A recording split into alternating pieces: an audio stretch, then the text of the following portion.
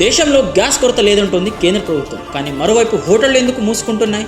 Gas book చేస్తే వెంటనే రావట్లేదా? హోటళ్లలో మెను ఎందుకు తగ్గిపోతుందో తెలుసా? హైదరాబాద్ లో కమర్షియల్ గ్యాస్ సరఫరా 70% తగ్గిందంట. ఇది నిజంగానే పెద్ద సంక్షోభానికి సంకేతమా? పశ్చిమాసియా యుద్ధం, హార్ముజ్ జలసంధి ఇవి మన హోటళ్ల ప్లేట్లలో ఉన్న భోజనంపై ఎలా ప్రభావితం చూపుతాయి? మీరు బయట తినే భోజనం త్వరలో ఖరీదవుతుందా? వంట గ్యాస్ కొరత వెనుక అసలు కథ ఏంటో చూద్దాం.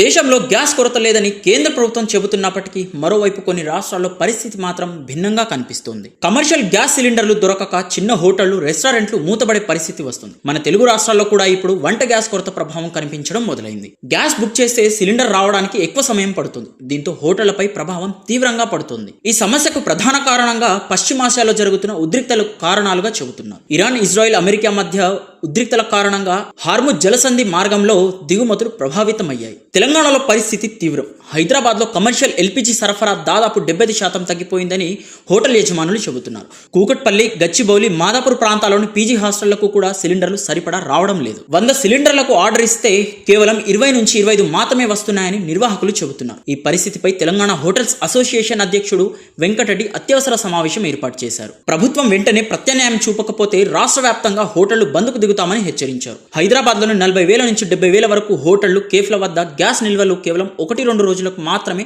సరిపోయేలా ఉన్నాయని చెబుతున్నారు. ఇప్పటికే చిన్న టీ స్టాల్స్ నుంచి హోటళ్ల వరకు మెనూను తగ్గించడం ప్రారంభించాయి. తెలంగాణతో పోల్చితే ఆంధ్రప్రదేశ్లో పరిస్థితి కొంత మెరుగ్గా ఉందని ప్రభుత్వం చెబుతోంది. పౌర సరఫరాల శాఖ మంత్రి నాదెండ్ల మనోహర్ స్పందిస్తూ రాష్ట్రంలో గ్యాస్ కొరత లేదని స్పష్టం చేశారు. విశాఖపట్నంలో హెచ్పీసీఎల్ నుంచి సరఫరా సాఫీగా జరుగుతోందని పేర్కొన్నారు. అయితే సిలిండర్ బుక్ చేసుకున్న వారికి వెయిటింగ్ టైం మాత్రం పెరుగుతుంది. విశాఖ, విజయవాడలోని కొన్ని హోటళ్లు 10 సిలిండర్లు కోరితే 6 మాత్రమే వస్తున్నాయని అసోసియేషన్లు చెబుతున్నాయి. దీంతో కొన్ని చోట్ల హోటల్ మెనూ ధరలు కూడా పెరిగాయి. కేంద్ర పెట్రోలియం శాఖ మంత్రి హర్దీప్ సింగ్ పూరి దేశవ్యాప్తంగా గ్యాస్ కొరత లేదని స్పష్టం చేశారు. ఇళ్లలో వాడే సిలిండర్లు, హాస్పిటళ్లు, విద్యా సంస్థలకు ముందుగా ప్రాధాన్యత ఇస్తున్నామని తెలిపారు. అయితే ప్రజలు భయంతో ఎక్కువ బుకింగ్ చేయడం వల్ల కృత్రిమ కొరత ఏర్పడుతుందని పేర్కొన్నారు. కేంద్రం తీసుకున్న చర్యలు ఏమిటంటే అత్యవసర వస్తువుల చట్టాన్ని అమల్లోకి తీసుకొచ్చింది. రిఫైనరీలు మరింత ఎల్పీజీ ఉత్పత్తి చేయాలని ఆదేశించింది.